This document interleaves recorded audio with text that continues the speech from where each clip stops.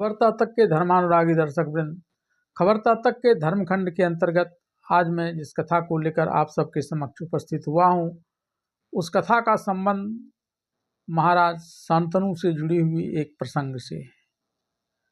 महाभारत काल में ऐसी अनेक घटनाएं हुई हैं जो किसी भी काल में संभव हो सकती है और बहुत सारी ऐसी घटनाएं भी घटी हैं जिसका किसी भी काल में होना उचित नहीं है। महाभारत ऐसे अनेक उदाहरणों से भरा पड़ा है। कुछ मामले में तो अप्रत्यक्ष रहते हुए भी कृष्ण को इसमें प्रत्यक्ष भूमिका निभानी पड़ी है। महाभारत के उस परिदृश्य को याद कीजिए जब धर्मात्मा के रूप में विख्यात महाराज युधिष्ठिर अपने चचेरे भाई दुर्योधन के साथ युद्ध क्रीड़ा में हिस्सा लेते हैं और इस युद्ध क्रीड़ा में दुर्योधन की तरफ से पासा फेंकने का काम उसका मामा शकुनी करता है।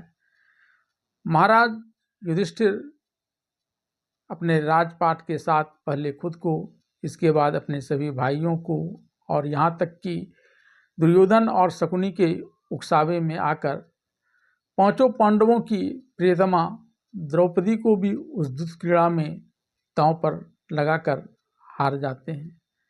इसके बाद दुर्योधन अपने भाई दुशासन को यह आदेश देता है कि वह रनिवास में रह रही कुरुकुल की वधू द्रौपदी को बाल घसीटते हुए भी भरी दरबार में लाए। और जिस समय दुशासन द्रौपदी को बाल घसीटते हुए इस राज दरबार में लाता है, उस समय इस दरबार में दुर्योधन के मित्र कर्ण, शकुनी के अलावा राज सिंहासन पर धृतराष्ट्र विराजमान होते हैं और उनके साथ भीष्म, विदुर, द्रोणाचार्य, कृपाचार्य जैसे धर्मज्ञ और महारथियों के अलावा कई राज्यों के राजा भी शामिल होते हैं।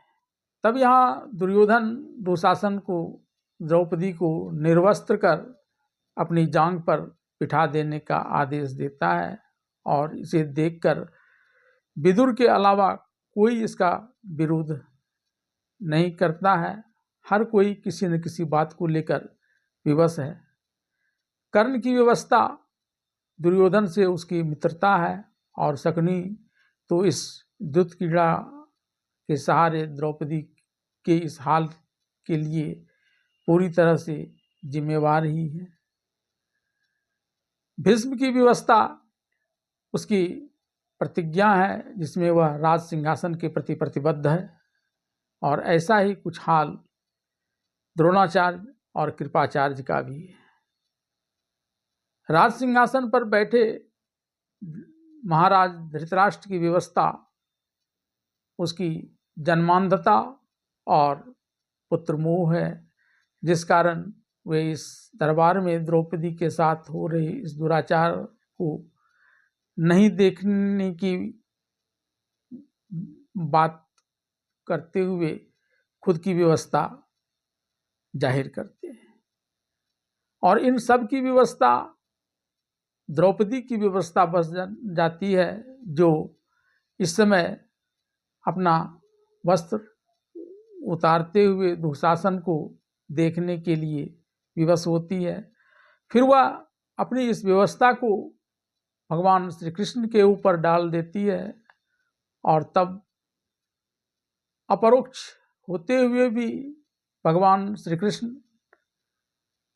द्रौपदी की साड़ी का अमित विस्तार कर देते हैं और द्रौपदी की यह व्यवस्था अब दुशासन की व्यवस्था बन जाती है, जिसमें वह थक हार कर अब साड़ी को और खींच पाने में पूरी तरह से असमर्थ हो जाता है और दुशासन की यह व्यवस्था अब दुर्योधन की भी व्यवस्था बन जाती है कि उसने जो एक उपालंब को लेकर द्रौपदी को इस तरह से अपमानित करने की योजना बनाई थी, वह उसे विफल होता हुआ नजर आता है।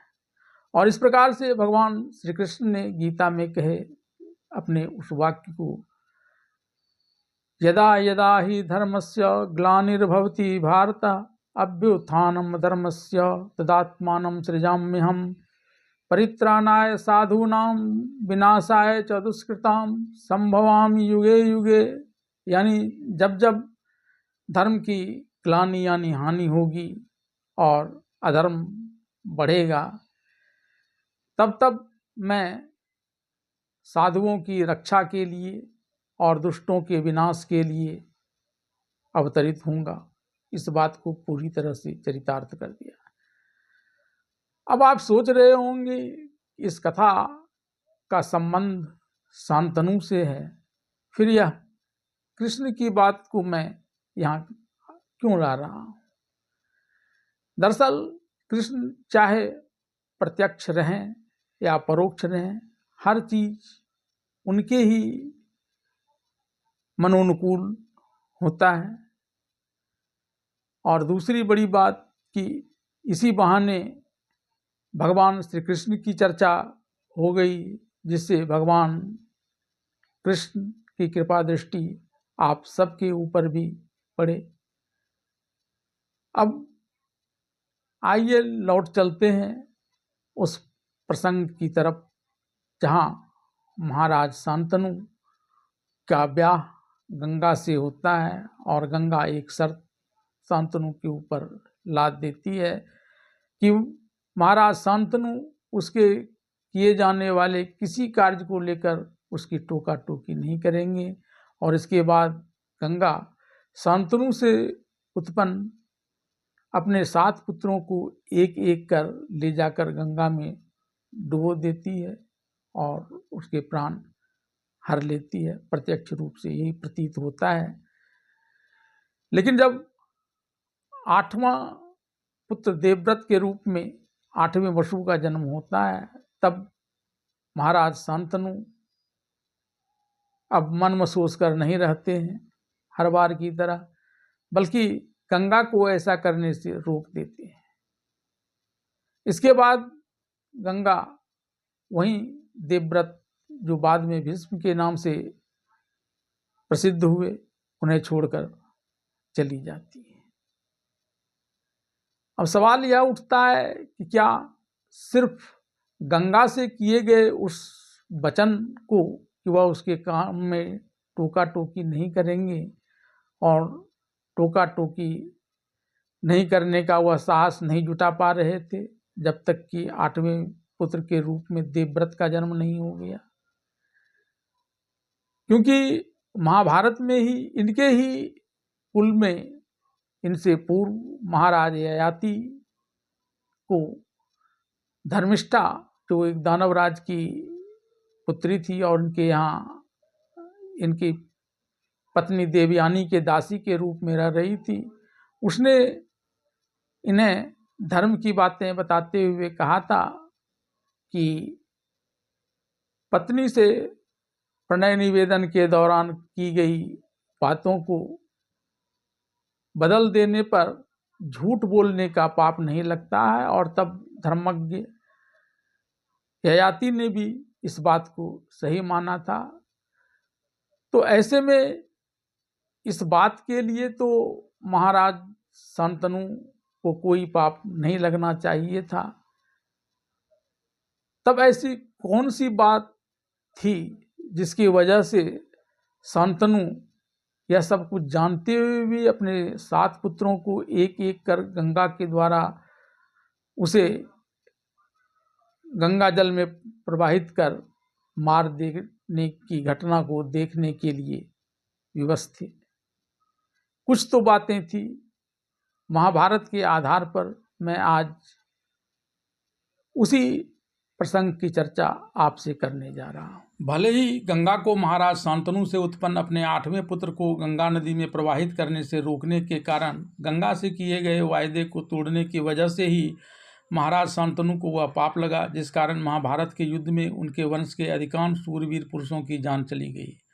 सिर्फ 19 पुरुष ही बच पाए थे, लेकिन उन्हें यह पाप अपनी पत्नी गंगा से किए गए वादे को तोड़ने की वजह से नहीं लगा था, क्योंकि गंगा और उनके बीच किया गया यह वादा प्रणय निवेदन के दौरान हुआ था और प्रणय के दौरान किए गए वादे को तोड़ने से कोई पाप नहीं लगता है। महाभारत में इस बात का उल्लेख मिलता है। कुरुवंश के पूर्वज महाराज ययाति से दानवराज विश्वप्रभा की पुत्री शर्मिष्ठा ने यही बात कहकर उनसे पुत्र रत्न की प्राप्ति की थी। इसमें से एक पुत्र पुरु भी था, जिसके नाम पर यह कुरुवंश आगे बढ़ा। इस बात की जानकारी मिलने पर इस बात से नाराज होकर उसकी पत्नी देवयानी, जो महान तपस्वी शुक्राचार्य की पुत्री थी, अपने पिता के पास चली गई। भले ही पुत्री प्रेम में शुक्राचार्य ने महाराज ययाति को वृद्ध होने का श्राप दे दिया, लेकिन जब महाराज ययाति ने शर्मिष्ठा द्वारा कही गई उस बात का उल्लेख किया कि प्रणय निवेदन के दौरान किए गए वादे से मुकर जाने पर भी धर्म के अनुसार पाप नहीं लगता है, तब शुक्राचार्य भी महाराज ययाति के उस तर्क को काट नहीं पाए थे और इसे धर्म संगत मानने के लिए बाध्य हो गए थे। इसके बाद ही उन्होंने महाराज ययाति को इस वृद्धावस्था से मुक्त होने का उपाय भी बताया था।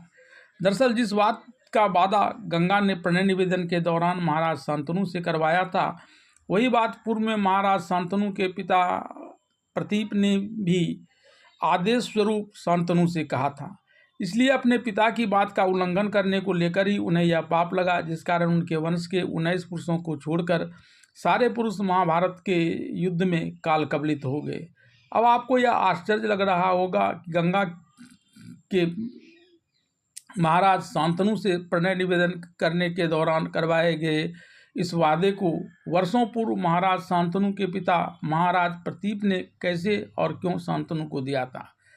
महाभारत की कथा के अनुसार महर्षि वशिष्ठ ने अपनी प्यारी गाय नंदिनी को वसुओं के द्वारा चुरा कर लिए जाने की वजह से वसुओं को मृत्युलोक में रहने का शाप दे दिया था।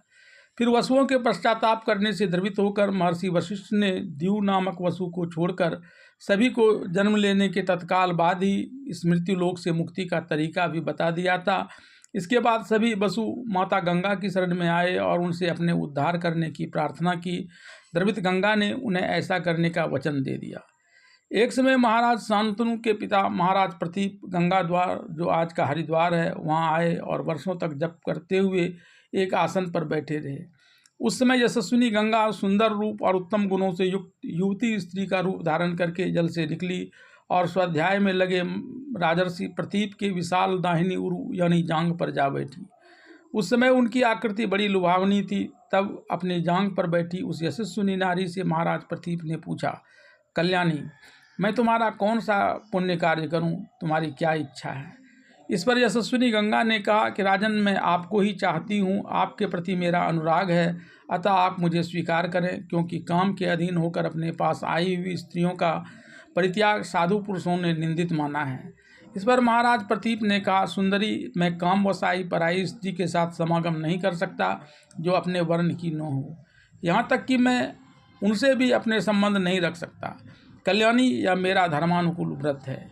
इस पर गंगा ने कहा, राजन, मैं अशुभ या अमंगल करने वाली नहीं हूँ, समागम के अयोग्य भी नहीं हूँ और ऐसी भी नहीं हूँ कि कभी कोई मुझ पर कोई कलंक लगाए।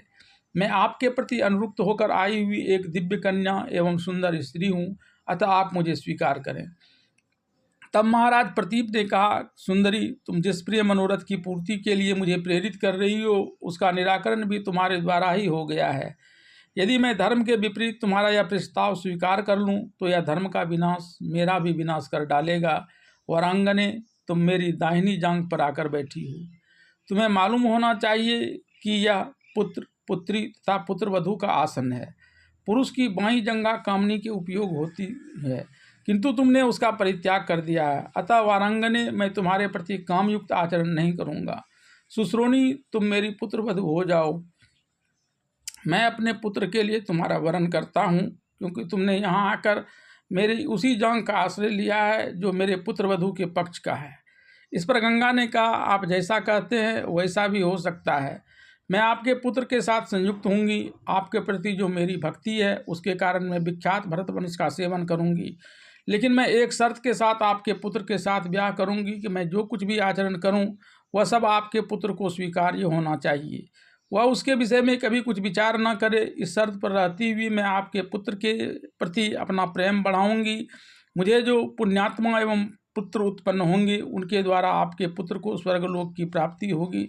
तब राजा प्रतीप ने तथास्तु कहकर गंगा की इस शर्त को स्वीकार किया और उनके इस शर्त को स्वीकार करते ही गंगा वहाँ से अंतर्धान हो गई थी। तब महाराज प्रतीप अपनी पत्नी के साथ पुत्र प्राप्ति हेतु तप करने लगे। इससे उन्हें शांतनु नामक पुत्र उत्पन्न हुआ, जो धीर वीर और गंभीर था। वह हमेशा पुण्य कर्मों की अनुष्ठान में ही लगा रहता था। जब शांतनु युवावस्था में पहुंचा, तब महाराज प्रतीप ने राजकुमार शांतनु को आदेश दिया कि पूर्व काल में मेरे समीप एक दिव्य नारी आई थी। इसका आगमन तुम्हारे कल्याण के लिए ही हुआ था। बेटा, यदि वह सुंदरी कभी एकांत में तुम्हारे पास आए, तुम्हारे प्रति काम भाव से युक्त हो और तुमसे पुत्र पाने की इच्छा रखती हो, तो तुम उत्तम रूप से सुशोभित उस दिव्य नारी से तुम कौन हो, किसकी पुत्री हो इत्यादि प्रश्न न करना। इसके अलावा वह जो कार्य करे उसके विषय में भी तुम्हें कुछ पूछताछ नहीं करना चाहिए। यदि वह तुम्हें चाहे तो मेरी आज्ञा से तुम उसे अपनी पत्नी बना लेना। अपने पुत्र शांतनु को ऐसा आदेश देकर राजा प्रतीप ने इस समय उन्हें अपने राज्य पर अभिषिक्त कर दिया और वन में प्रवेश कर गए। राजाओं में श्रेष्ठ शांतनु हिंसक पशुओं और जंगली भैंसों को मारते हुए सिद्ध एवं चारणों से पूजित गंगा जी के तट पर अकेले ही विचरण करते रहे, जहाँ एक दिन उन्होंने एक परम सुंदरी नारी को देखा, जो अपने तेजस्वी शरीर से ऐसी प्रकाशित हो रही थी मानो साक्षात लक्ष्मी ही दूसरा शरीर धारण करके आ गई हो। दूसरी तरफ गंगा भी वहां विचरण करते हुए महातेजस्वी राजा शांतनु को देखते ही मुग्ध हो गई और उसके रूप में हृदय में सौहार्द उत्पन्न हो गया। तब राजा शांतनु ने उससे मधुरवाणी में कहा, सुमध्य में तुम देवी, दानवी, गंधर्वी, अप्सरा, यक्षी, नागकन्या अथवा मानवी कुछ भी क्यों न हो, देवकन्या के समान सुशोभित होने वाली सुंदरी, मैं तुमसे याचना करता हूँ कि तुम मेरी पत्नी हो जाओ। उस नृपश्रेष्ठ को देखकर सती साध्वी गंगा को वसुओं को दिए हुए वचन का स्मरण हो गया। साथ ही राजा उन्हें महाराज प्रतीप की कही बात भी याद आ गई। तब वह स्वयं संतान उत्पादन की इच्छा से पृथ्वीपति महाराज शांतनु के समीप चली आई और अपनी मधुर वाणी से महाराज के मन को आनंद प्रदान करते हुए बोली, भूपाल, मैं आपकी महारानी बनूंगी और आपके अधीन रहूंगी, परंतु मेरी एक शर्त है। राजन, मैं भला या बुरा जो कुछ भी करूं, उसके लिए आपको मुझे नहीं रोकना चाहिए और मुझसे कभी अप्रिय वचन भी नहीं कहना चाहिए। पृथ्वीपति, ऐसा बर्ताव करने पर ही मैं आपके समीप रहूंगी। यदि आपने कभी भी मुझे इस कार्य से रोका या अप्रिय वचन कहे तो मैं निश्चय ही आपका साथ छोड़ दूंगी। तब महाराज शांतनु को भी अपने पिता महाराज प्रतीप के दिए हुए उस आदेश का स्मरण हो गया और उन्होंने गंगा की शर्त मान ली। इसके बाद राजा शांतनु देवी गंगा को रथ पर बिठाकर अपने साथ राजधानी ले आए।